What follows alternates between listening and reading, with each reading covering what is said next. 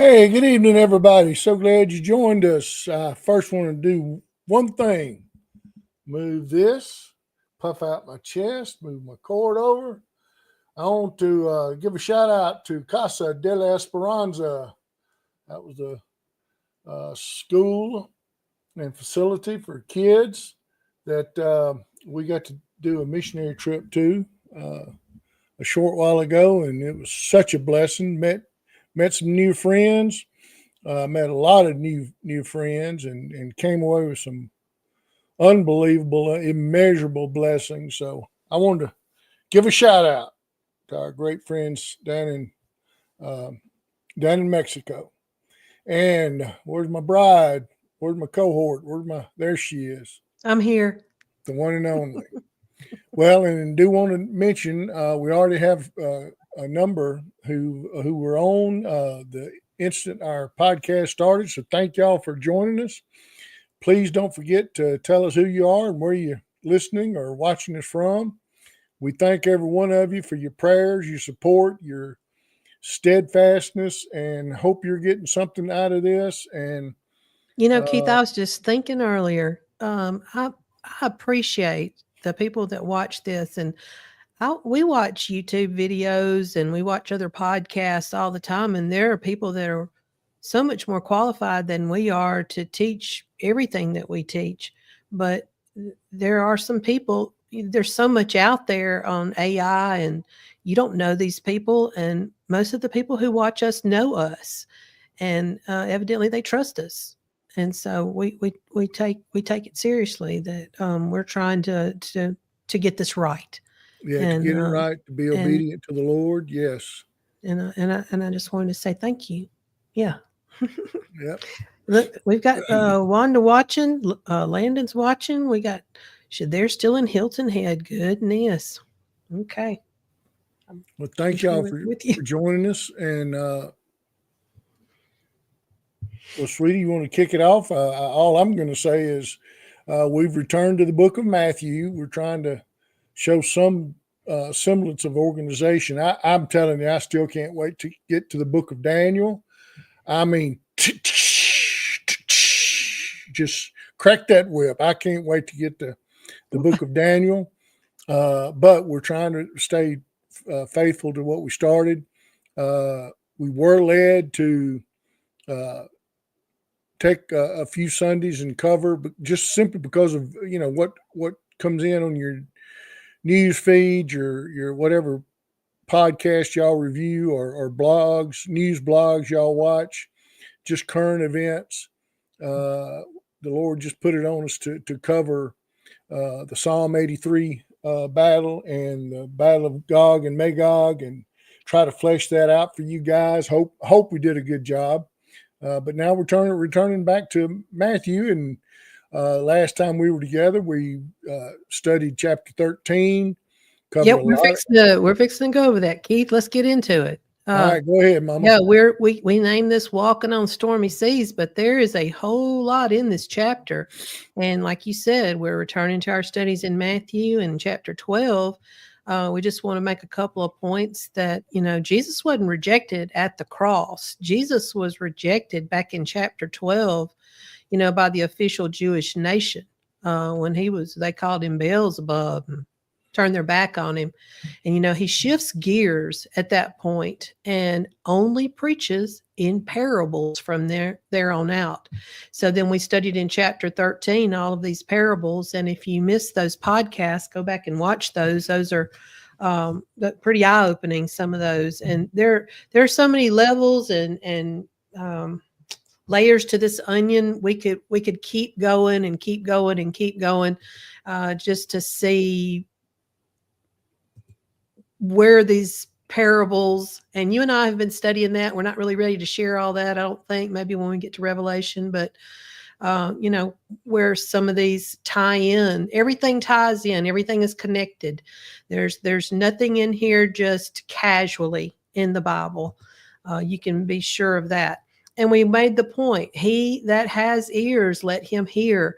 That this is an over and over again. We see this in the New Testament, that there's, and I believe he who wants to hear can hear. Mhm. Believe that. And so we've got a lot of people here that want to hear. But at this point, we're back in we're Matthew 14. And so there are rumors and paranoia abound, Keith. Yes. Yes.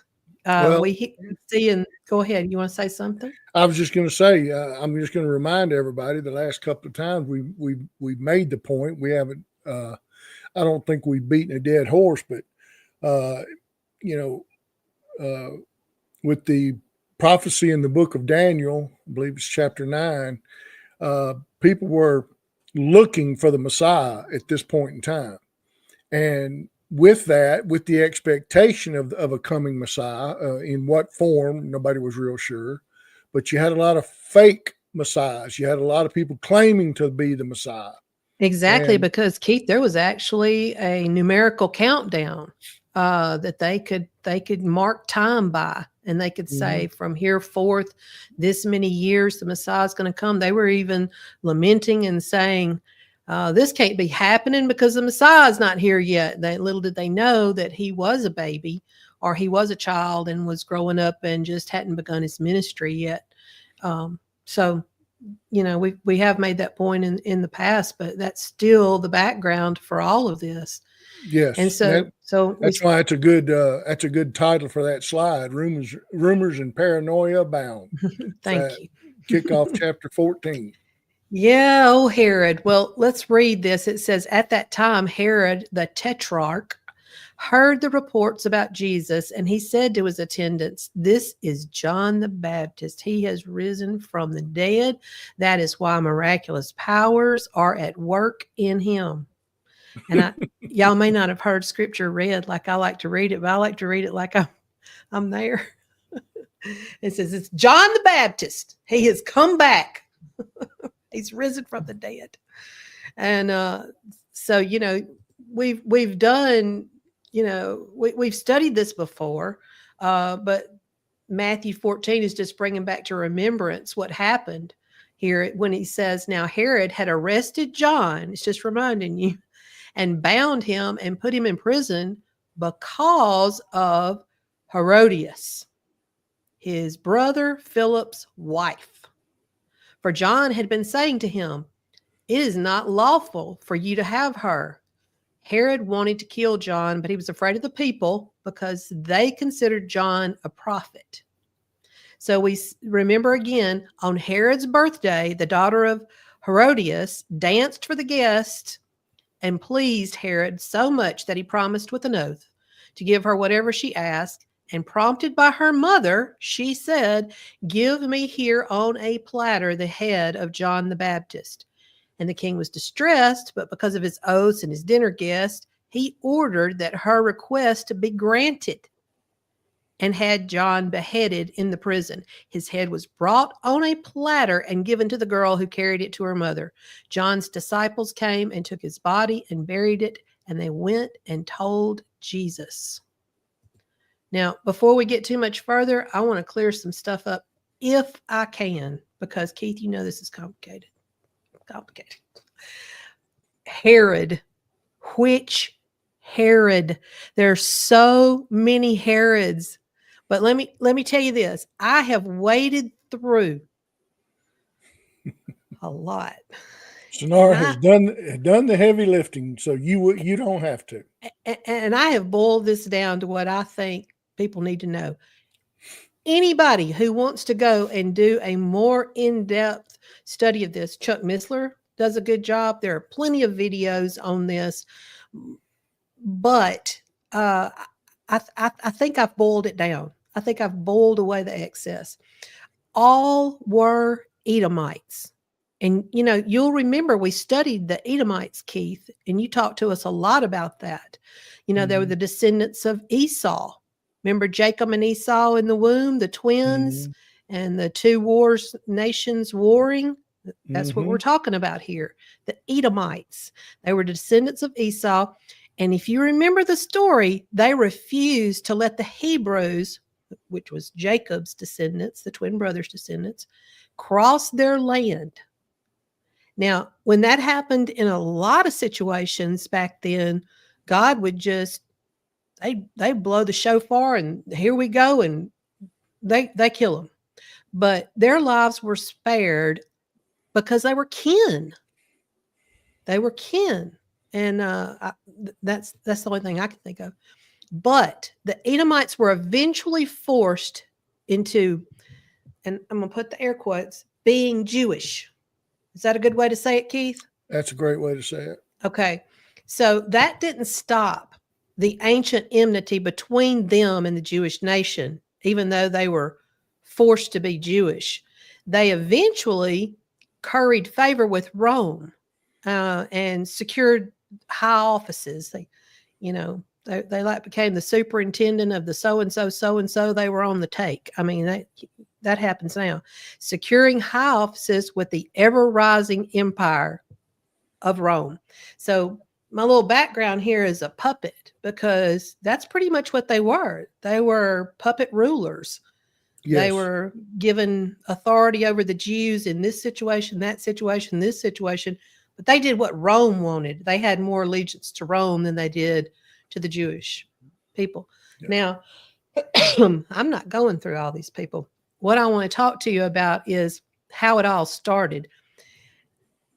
There's a comedian that I listen to, and he is just about hilarious, but he talks about how there are names in the Bible that you would not want to name your children. And he says, and his name's Michael. So he says, his name's in the Bible. That's a good name. He says, well, like Judas. Nobody's want to name their child Judas. Nobody wants to name their child Jezebel. There's some in there that is it's just off base forever, Yeah. So Goliath. I say that to say now that everybody that was in any way related to Herod the Great wanted to be named Herod and was named Herod. You got, how many do you have? You can just look down through here at all the Herods. There are even a couple of them that are Herod Philip. I mean, it gets super confusing.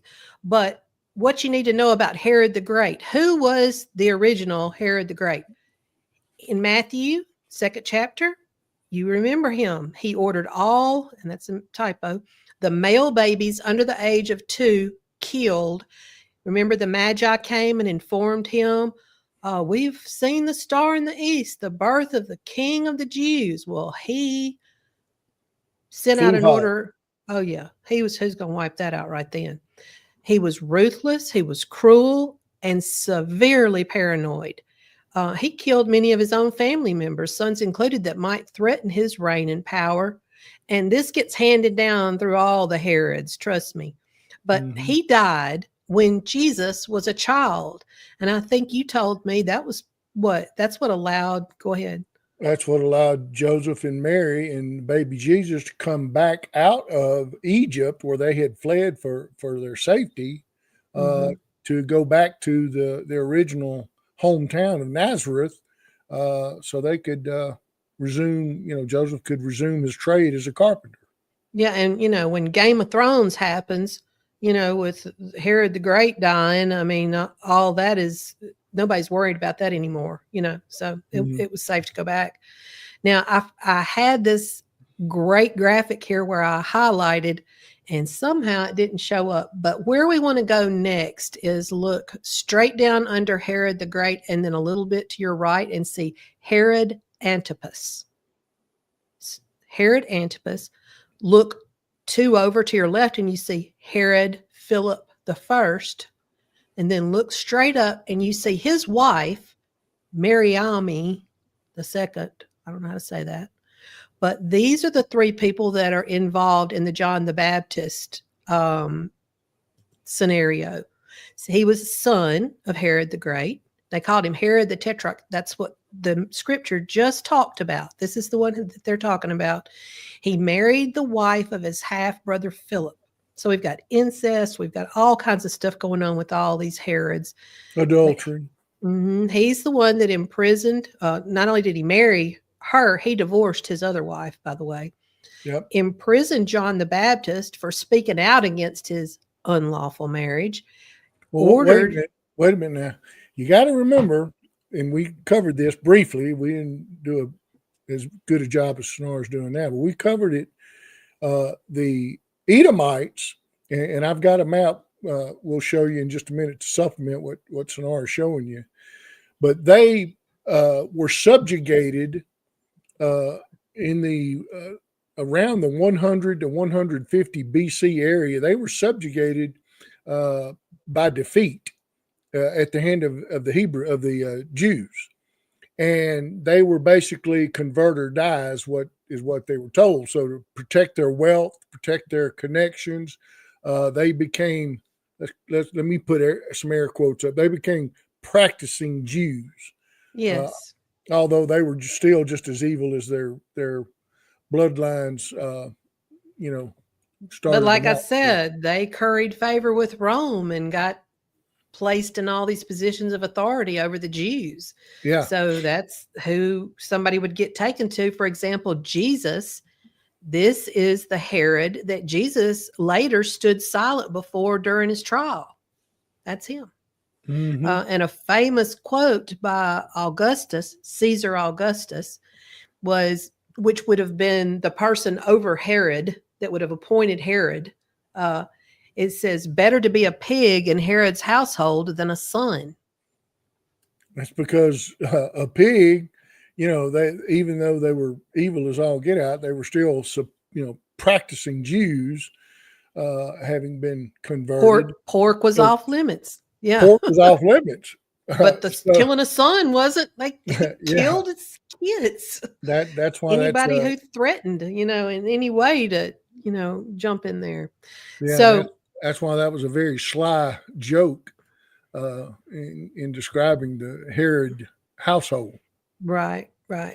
So that gives you an idea of who the Herods are and which Herods we're talking about. So you don't have to wade through all this. I mean, nobody's trying to do their doctoral thesis on Herod right now, but I wanted to just point out who we were talking about, because so many times we hear Herod here and a Herod there and Herod later on, and we don't understand. We think that doesn't make sense until we know that everybody was named Herod. Everybody. But there's enough clues that you can tell them apart. There are. Who's where when. Mm-hmm. Yeah. Okay. So you ready for my map? Oh, go ahead. I forgot you had a map. Go ahead. Here we go. I got you. Okay. Here's what I want to make a point of this map. This shows Herod the Great had 4 sons. One of them died, not saying how, so that left 3 sons. And they were tetrarchs over certain sub-regions of the Holy Land. Now, understand this, the book of Matthew and in other Gospels too, I believe, refer to King Herod so-and-so, King Herod so-and-so. Well, they weren't really kings. The only king was Herod the Great. These were the 3 surviving sons who took over parts of what King Herod the Great used to rule. And King Herod the Great is the one that, was addressed by the Magi within the first year or so of the birth of Jesus. But here's what you need to know. Archelaus is in the purple. Herod Philip is in the yellow. And Herod Antipas is the one that Snar is referring to now and is referred to in chapter 14, is in the green. And the reason I wanted to show y'all this map, and many times we tried to tell y'all that if you would, as you're going back and reviewing our podcast, if you will pause on the maps and screenshot them or whatever and save them as a PDF file or something in your computer, we really try to use good maps for you guys. Okay. Now you'll see that Herod Antipas actually ruled 2 different areas that were separated by just a little bit. One on the west side of the Jordan River, one on the east side of the Jordan River. And the 2 segments are in the red circles. But this map is also a good map for a couple of other reasons. One, you can see where Caesarea Philippi is, about 40 miles north of the Sea of Galilee.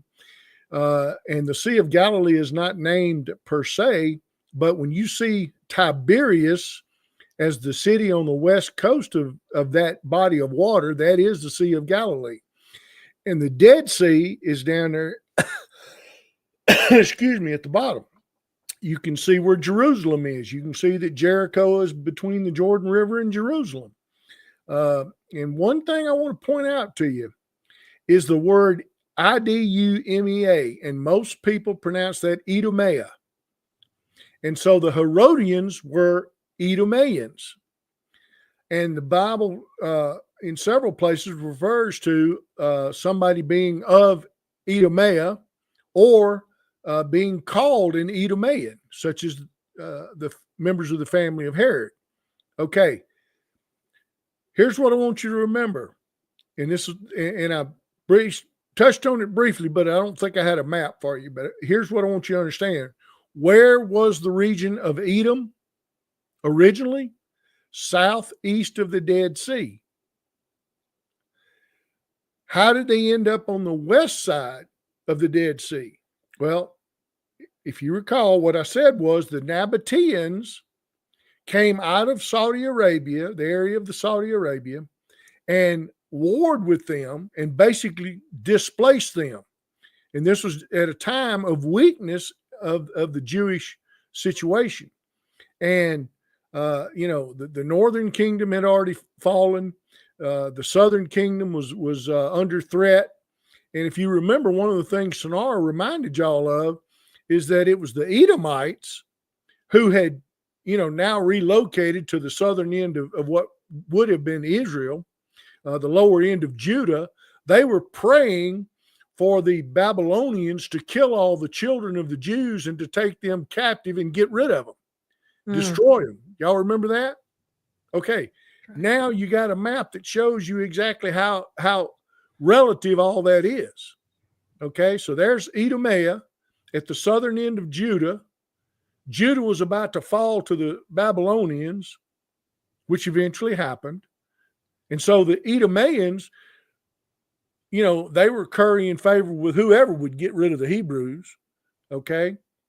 So they pretty much stayed in place because this was pre when they were forced to become practicing Jews.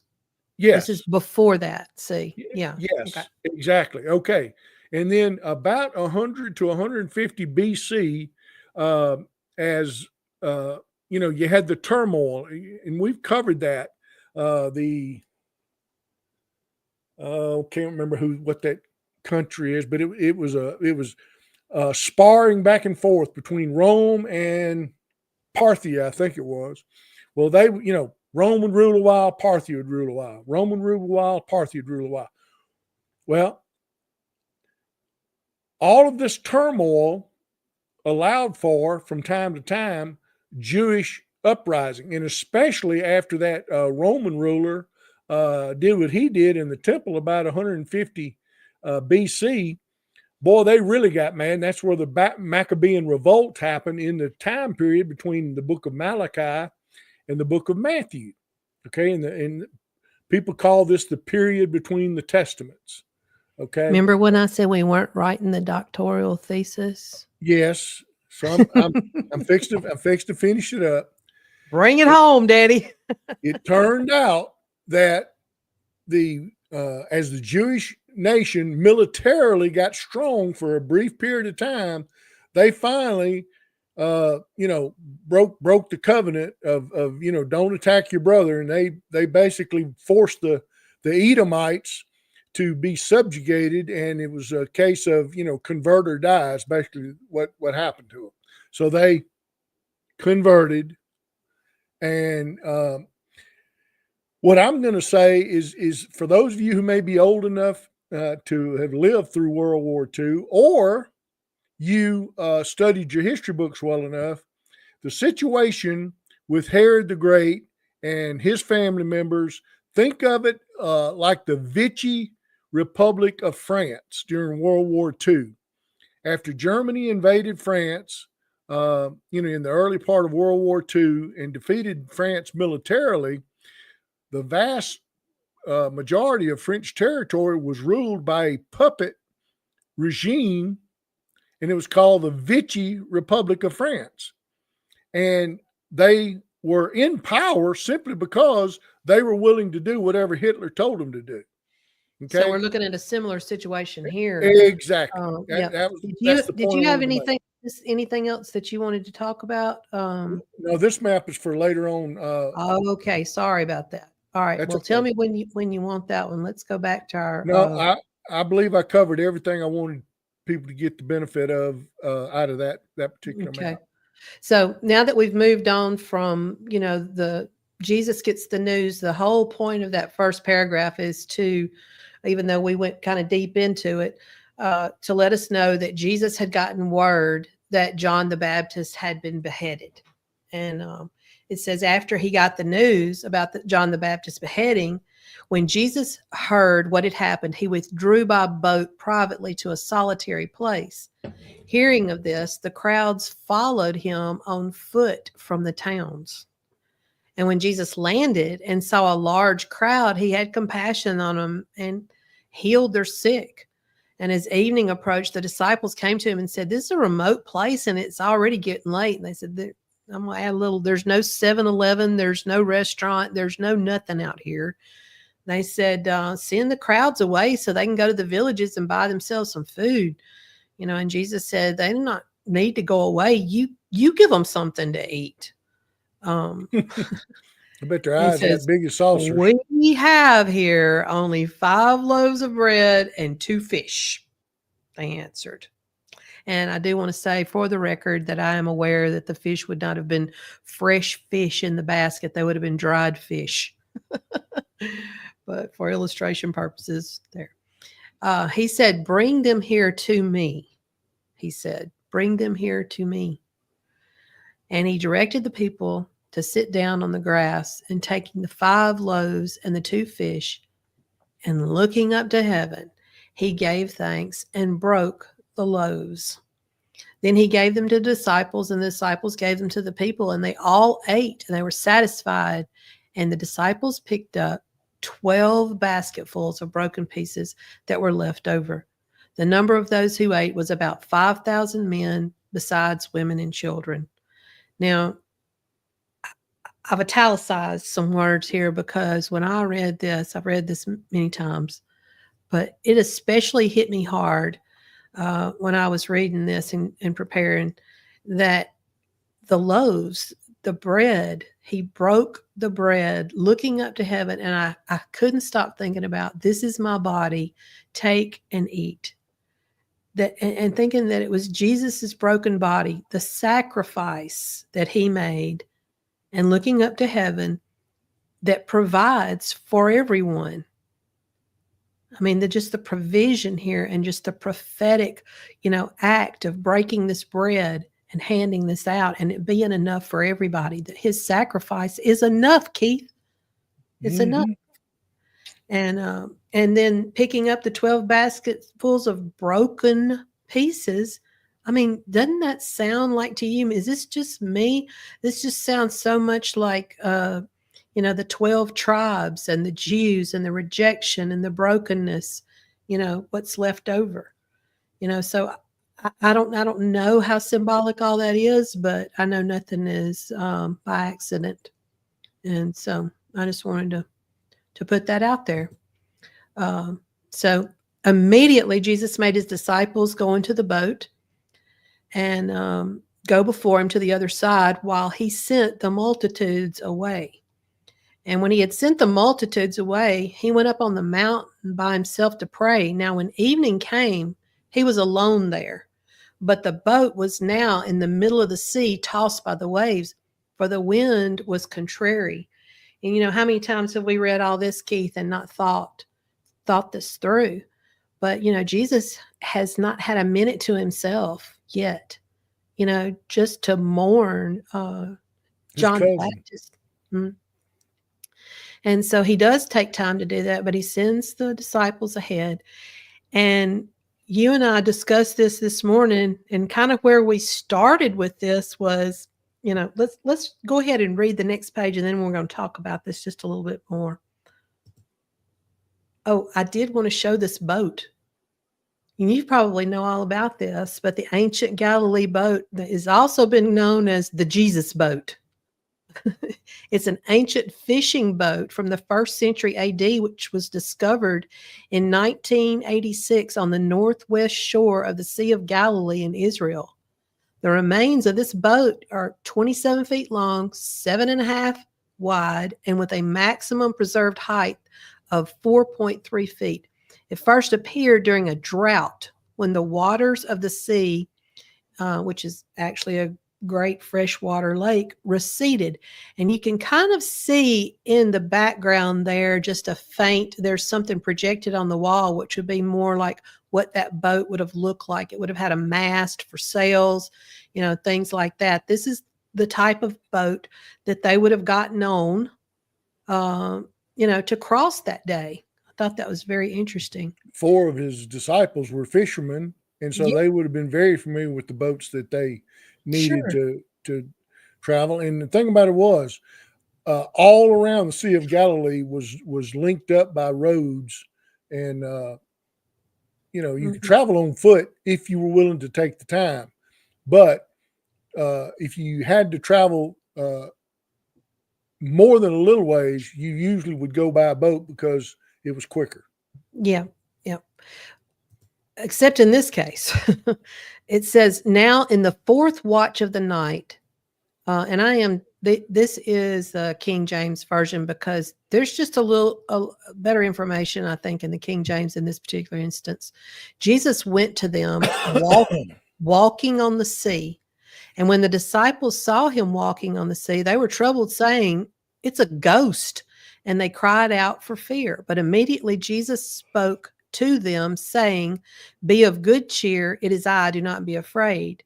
And Peter answered him and said, "Lord, if it's you, command me to come to you on the water." Before we go any further, I want to talk about 2 things. Number one, this storm that had them in the middle of the sea. Now, the 4th watch of the night is between 3 a.m. and 6 a.m. They left before dark. They left on the evening before. Yep. And so they've been on the water anywhere between 6 and 12 hours. 6 would be the minimum they could have possibly been on the water, up to 12 hours. For a trip that shouldn't have taken more than Right. And you and I looked it up. How wide was the Sea of Galilee, and how long would it take men with oars, to cross it? And it was about 1 to 2 hours on a normal day. Well, my first question was, well, if the wind was blowing that hard against them that they'd been out there 6 to 12 hours, why didn't they just let it blow them back to shore? But Keith, if you look closely, this says in the very bottom, it says, "But the boat was now in the middle of the sea, tossed by the waves, for the wind was contrary." And when you look that up and you realize that the wind was blowing them back and forth, they couldn't go any way that they wanted to go. Yeah, there was not a steady one directional wind. There was no prevailing wind that they were just fighting that wind like a bunch of idiots all night. They were stuck out there because the wind was tossing them back and forth. They might make some progress in one direction. It was coming. 20 minutes. 20 minutes later, they were as far in the other direction. And Keith, that's not natural. No. That's not normal. When you studied the Sea of Galilee, and we did, you find that in times when it does have times of calm, but generally you have 2 main prevailing winds. One's out of the northeast and one's out of the west. Yes, but they didn't have that. So to me, the conclusion here is there is a very good possibility, and I think this is true, that this was a supernatural attack. That this was a supernatural storm from the enemy. Yes, and you and I are not the only ones that think that. In doing our studies, there's a lot of Bible commentators that say that as well, that this was a supernatural attack on Jesus and his disciples. And my reference is, that goes back to Genesis 3:15. And they had to be, the enemy had to be feeling some confidence. They had John the Baptist beheaded. Yeah, exactly. They had orchestrated all that, mind control of these people and influence. And so here they are. They said, let's just get the disciples and take them out too. Well, Jesus wasn't in the boat. It was one of the times he wasn't with them. yeah. So they were alone in this boat as much as he was alone on that mountain mourning and praying. And 4 of the disciples were experienced fishermen. They had been in storms before. And so for them to be terrified, it was way beyond anything they were used to. Way beyond anything. They see Jesus walking on the water. They think he's a ghost. And Peter says, be of good cheer. It's I. Do not be afraid. Yeah. And Peter said, well, if it's you, command me to come to you on the water.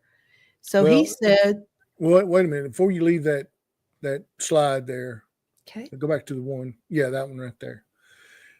This is just throwing it out there for trying to help our listeners and viewers picture this. How many of you have been watching a suspenseful movie or a scary show or something like that, and somebody's looking out the window and it's storming and you can't see anything, but when lightning strikes, it lights up.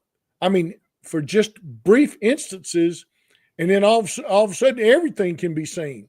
Well, I'm glad you pointed that out, because that was why I used this particular image, because in my mind, I'm thinking they're looking out through there and it's pitch black. They can't see anything. And the only time they're really getting they're being tossed back and forth, number one, and it's so dark. They don't know where they probably are.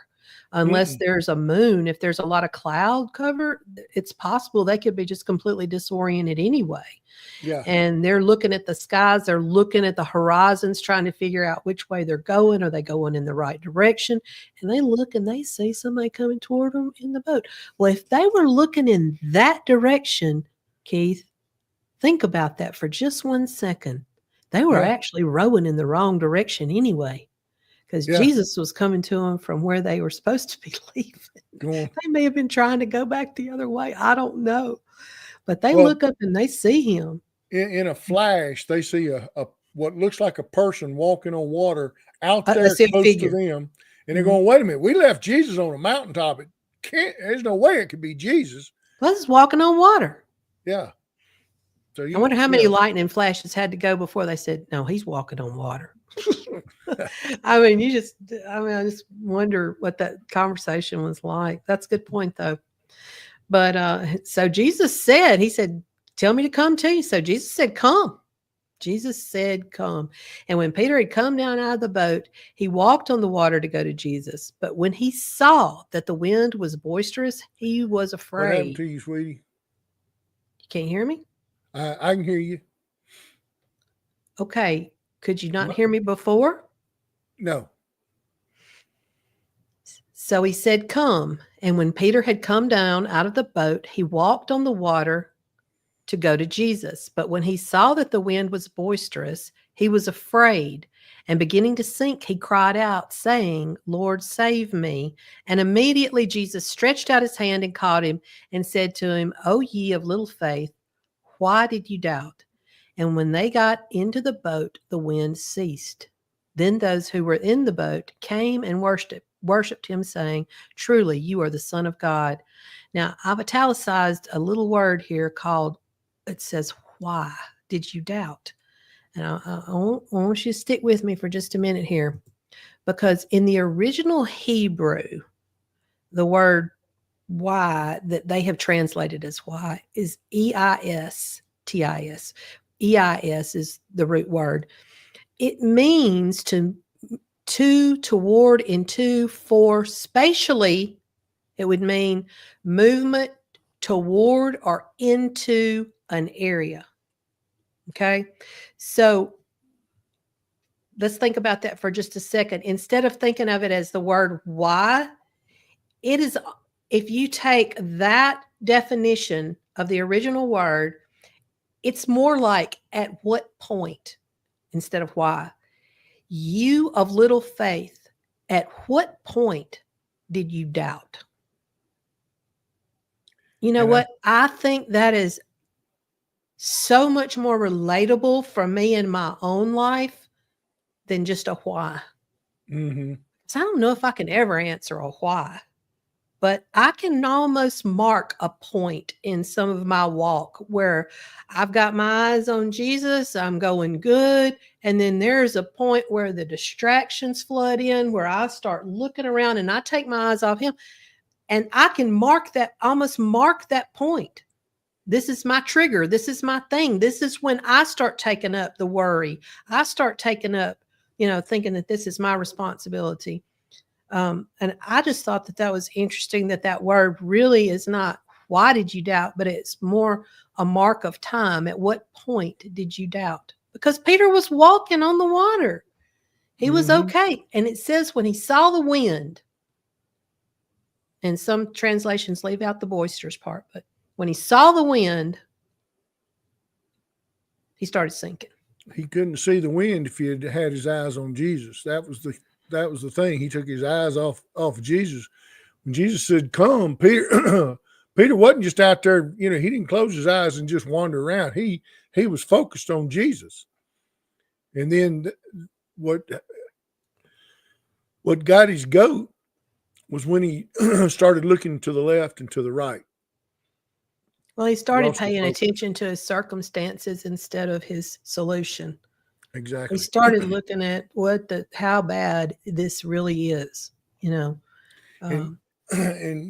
your point about that particular word and the connotation of what the actual, and you said it's a Hebrew word, but it's actually a Greek word. I'm sorry, it is Greek. You're right. We're in the New Testament. That's okay. Okay. The nuances of that Greek word are so much better understood when you look at what the actual Greek word was rather than how it was translated into English. Yeah. I thought it'd be interesting to show what we look at here a lot of times in Bible Gateway or some of the, I know there are other programs that do this as well, but the original, the translation is on the top and then the original words are on the bottom. And so I don't know why my little drawings didn't. Hang on just a second. Yep, they didn't. There are some words here that I had circled and highlighted, and somehow that didn't translate when it moved over. But let's go ahead and read this. When they had crossed over, they landed. And how do you say that one, Keith? I can murder it if you want me to. Gennesaret. Gennesaret? Okay. And when the men of that place recognized Jesus, they sent word to all the surrounding country. And people brought all their sick to him and begged him to let the sick just touch the edge of his cloak. And all who touched it were healed. I want to draw your attention to the word people brought all their sick. The word sick, K-A-K-O-S is the word.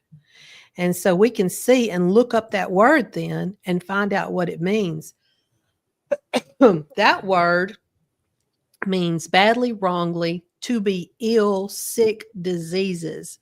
So these are severely sick people.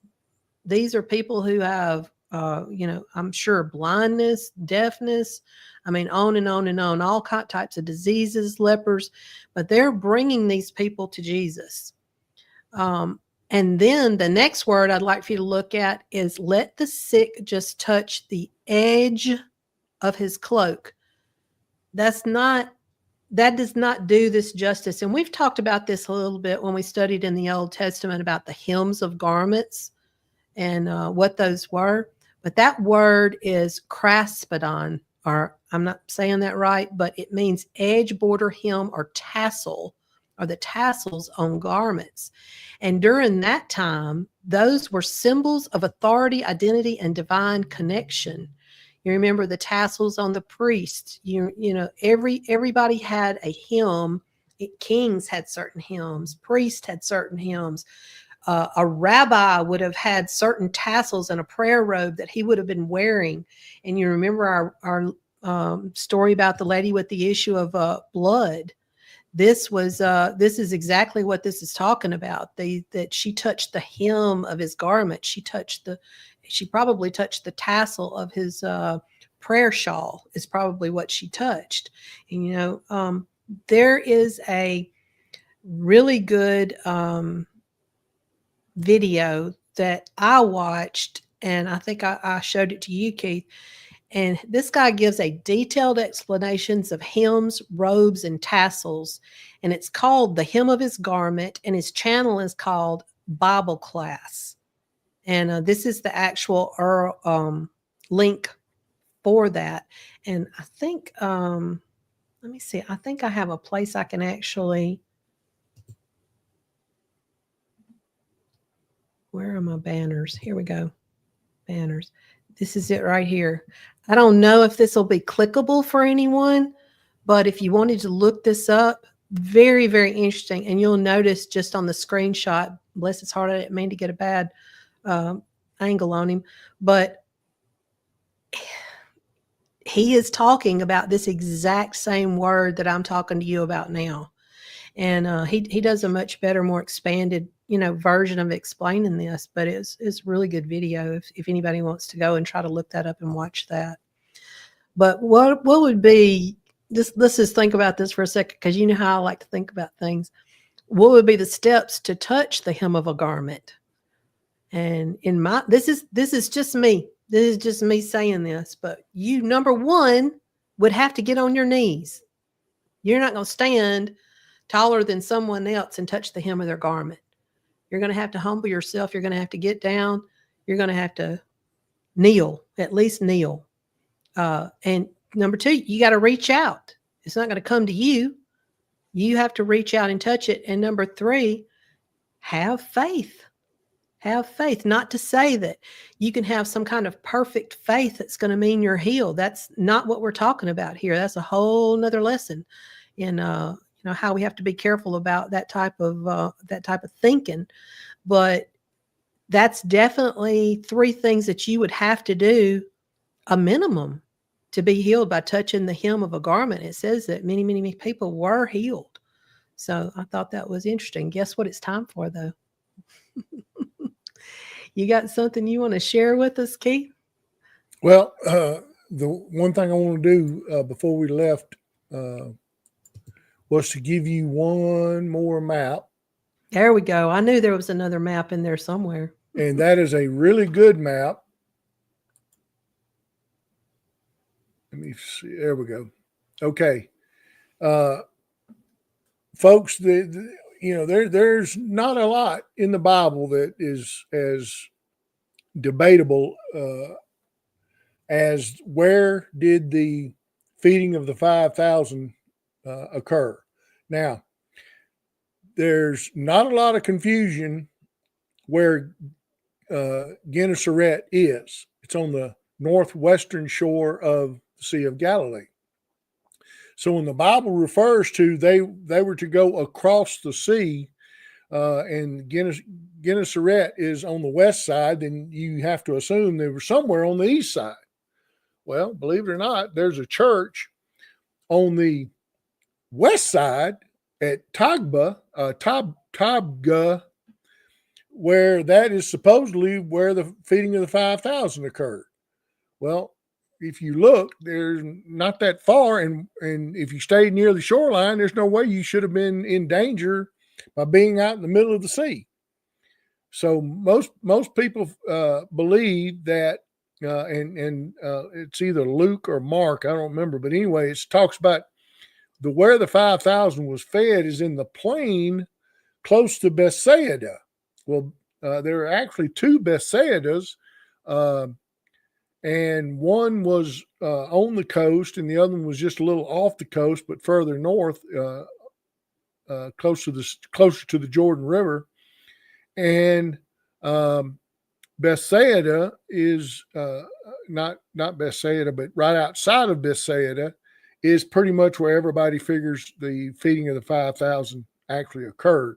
So for them to head toward Capernaum, then that would have made sense that they, it shouldn't have been a very long journey, but they get caught by the storm, what we think is a supernatural attack.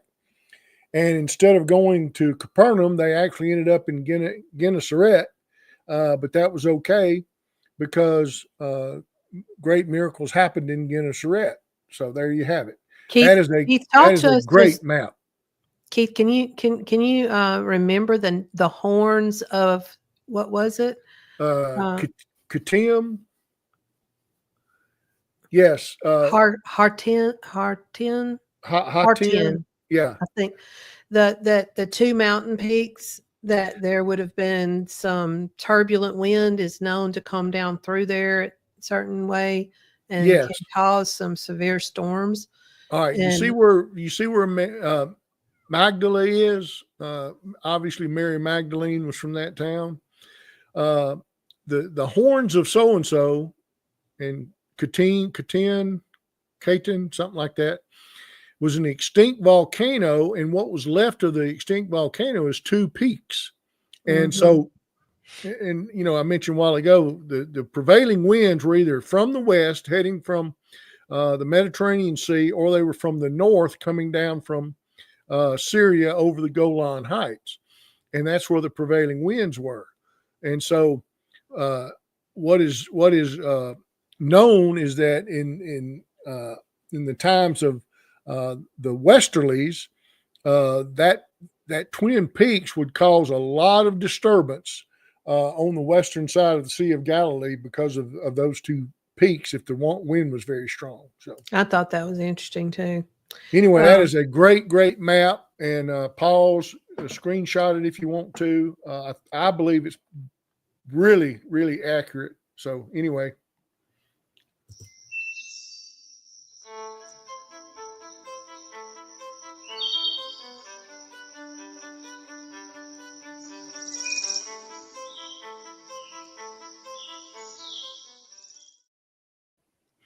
There you go. Okay. You've got something you want to show us here. I do. Do you want to set this up at all, or is it going to just speak for itself? It's the ones we have tonight are pretty much going to speak for themselves. We can give commentary after we show them. So we don't want to run out of time. So fire away. Oh, I made it go away. I don't know how I did that. Tried to use one of my hotkeys and it didn't work. Let's see what I can do. High up above the flytraps, fellow carnivores, the pitcher plants, are a little more proficient. They're passive hunters firmly rooted in one spot. These plants make no attempt to hide. Once on the lip, the insect is as good as dead. Downward-facing hairs prevent a good foothold. Oops. The toxic nectar drugs them. Oops. Oops. Deep, waxy walls make it too slippery to crawl out. Others are also fighting for their lives. All the while, without their knowing, they're already part of the digestive process. Their remains will soon become part of the existing graveyard. Oh, wow. The greatest guzzlers belong to the tropical pitcher family. Sporting deep tubular pits filled with flesh-dissolving enzymes, it's like an open-ended stomach. Open-ended stomach. Any animal small enough to fit through the mouth of the death pit is fair game. Oh my goodness. Oh my goodness. No.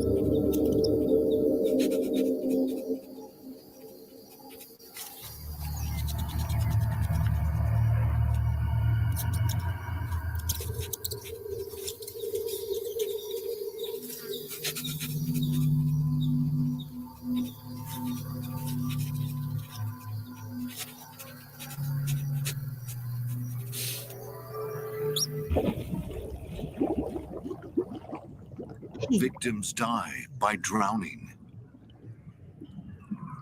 while their flesh brutal, Keith. slowly It's brutal. dissolves. Yeah, it's brutal. Yeah. Brutal. That's brutal. Pause it right there. Now you think the plant kingdom, photosynthesis generates, takes carbon dioxide out of the air by energy provided by the sun. It generates carbohydrates that the plant needs to grow, to multiply, to strengthen itself, and oxygen. Well, the oxygen is for our benefit. Okay, well that's plants. Well, what you just saw is a plant. And the phrase that should catch your attention is what's down in that pitcher, that cauldron of liquid. It's like an open stomach. Now, how does evolution explain that? Remember what Darwin said? If there was the existence of a plant or animal that was so complex that it couldn't function without all of its parts, it would blow my theory out of the water. But I haven't found any in 1859. Well, first of all, those plants have been around a long time. He didn't know enough. He wasn't intelligent enough to have come up with his theory of evolution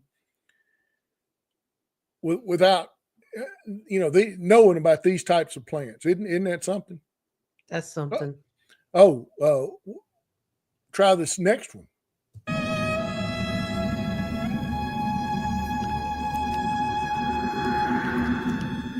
The Venus flytrap.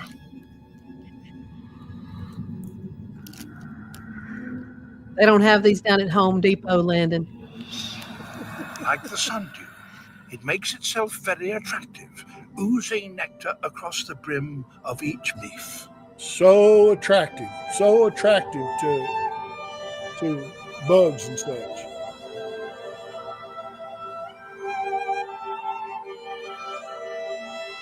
But any visiting insect had better watch out for these 6 tiny hairs.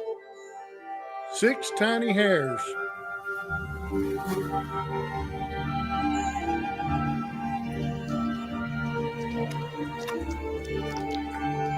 This fly has to tread carefully.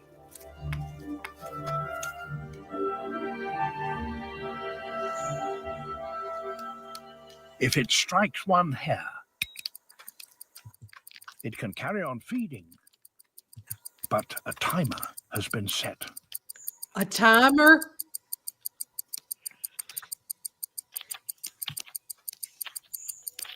A second strike in less than 20 seconds, and the fly is doomed. I didn't know there was a timer. All right. An electrical impulse is triggered, and the leaf snaps shut in just a fraction of a second. All right. Stop that one where you The are. tips lock together like prison bars. Play the other one for the Venus flytrap. Okay, let me see if I can do that. You didn't tell me I was going to do that. Hang on.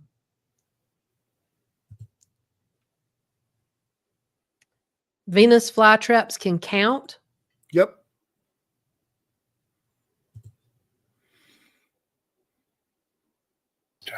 Has a problem.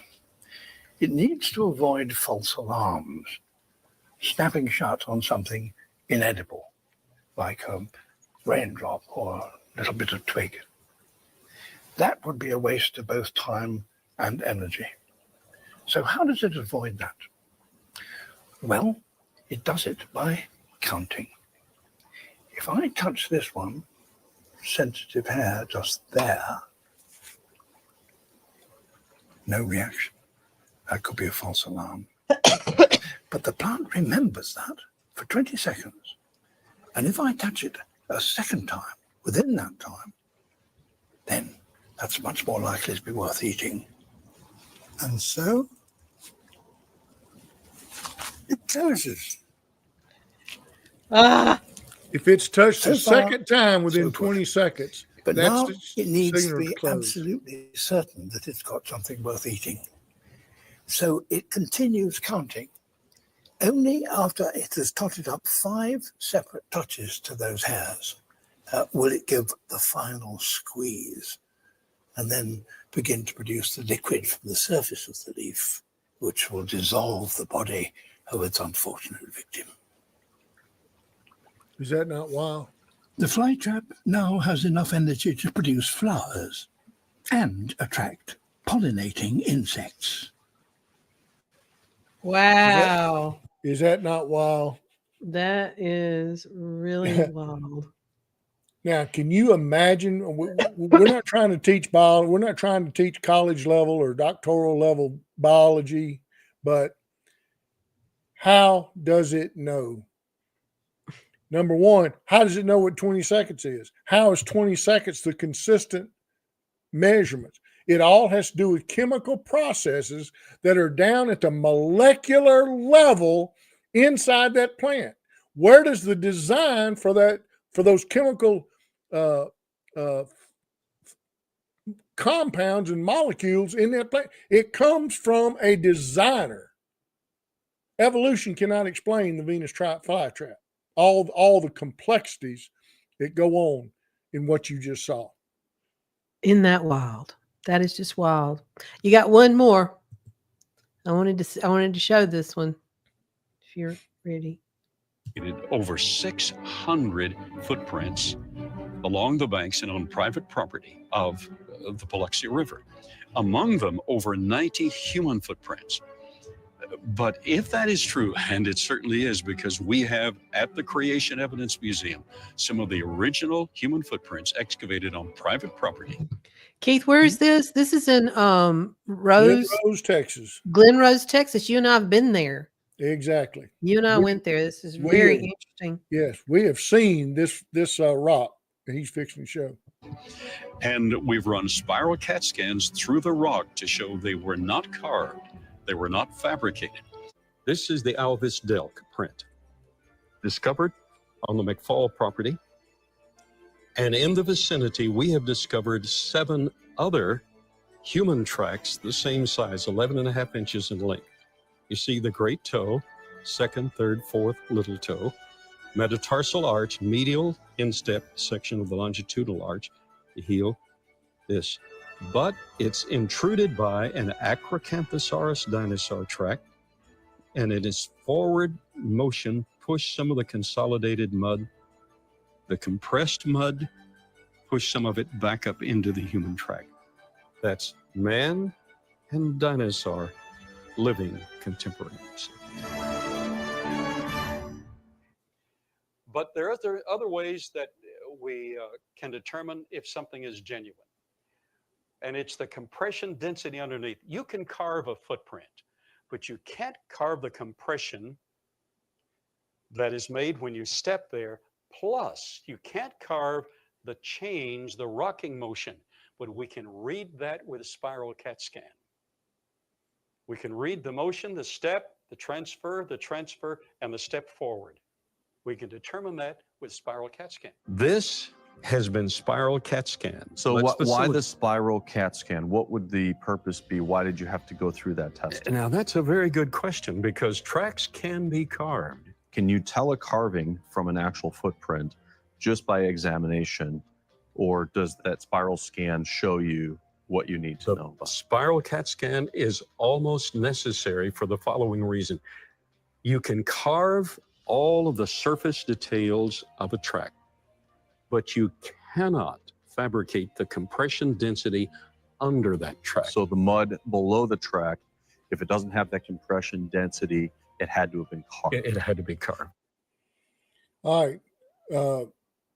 Yes, we're going to recommend to everybody, go to Glen Rose, go to that museum. It's on your way to Dinosaur Tracks State Park. You can't miss it. It's definitely worth going to. But now here's what I'm going to tell you, and I'm going to try to encapsulate what he was just talking about. You can fake dinosaur tracks. You can fake human tracks. You can fake all of that. And it has been done. And things have been put forth as being genuine this and genuine that. And they were provably fake because they were carved out. Well, when you carve into rock, what are you actually doing? You are removing rock material. Okay? That rock has been scanned over 600 times. And what the evidence shows is that there was nothing removed from that rock piece to form those indentations, the human footprint and the dinosaur footprint. What those scans showed is exactly what you would expect to see if you took wet mud and you took your hand and you mashed down and rocked your hand back and forth. And then you took let's say a hammer and you laid the hammer across part of that handprint in wet mud. What would happen is underneath each of those indentations, you would see where the layers were compressed, and they were compressed in the form of what you use to make the impression with. Okay? Nothing was removed. It's almost like topography. Yes. Yeah. So, you can see where the layers of the mud were mashed together underneath the weight of whatever made the indentation. In this case, it was a dinosaur foot and a human foot. Now, folks, we've told y'all there are thousands and thousands. We can go forever and show you evidence like this. Now, here's what the critics say. Everybody knows those are fake. Those are forgeries. Everybody knows those are fakes. They've never studied it. They've never been to the museum. And the ones who have been to the museum, they don't want to talk about it. They don't want to talk about it. That's all I got to say. I'm just going to remind everybody, we have told you we are in spiritual warfare for the souls of God's preferred creation, humanity. Well, Keith, that leads into exactly what I told you I didn't want to get away from here without saying tonight. And that is our purpose in doing this is so much about why. We're not trying to create any, scholars or people that are academics or anything like that, but we're trying to equip people. And what are we equipping them for? We are equipping them to be able to live their faith, have confidence in it, and to be able to share your faith with other people, because isn't that what it's all about? Because Yes, we're trying to share our faith with other people. And how many times, we've all been there. All of us Christians have been there, where we're at the gas station and somebody comes up with some wild thing they say, such as, especially when we were new Christians, and they came up and said, well, nowhere in the Bible does it say so-and-so, so-and-so. Well, guess what? I can tell you it does. I can tell you you're right, it doesn't. I can tell you, you have to be equipped to go out there. And, it's not just so that you know the truth, it's so that you can recognize untruth. So you can recognize lies, so you can realize the invisible world around us, the spiritual world around us. That's what Invisible Things wants to do. We want you to know what kind of battle you're in. Some people don't even know they're in a battle. We want you to know that you are in God's history, and it is a battle against evil, and that you've chosen a side, whether you want to admit that or not. Yep. You have chosen a side, and you got to prepare and equip yourself to, be on that side. And that includes, talking to other people and about your faith and being able to answer some questions. And, we're not going to ever say something so well that's why someone became saved and came to Christ. That doesn't happen. That's the Holy Spirit's job. But it is our job to try to know a little bit more, a little bit more, a little bit more, and to be moving forward in our faith. And Yes. I didn't want to get away from here without saying that tonight. Okay. Well, the only other thing I'd add to that is this: most of the time, when people say something, any statement of a position on a serious subject, so many times all they are doing is repeating the last thing they heard somebody else say. That's true. And so, wouldn't it be great if the last thing they heard somebody else say would be you speaking truth out of your Bible? Yeah. That's why Sonora and I do what we do. We love y'all. Thank you for your support. Yep. Thank y'all for your prayers. And please keep praying for us. We're just trying to be led by the Spirit and be. Go check your Bible and make sure what we're saying is true. That's right. Berean spirit, everybody. Bye.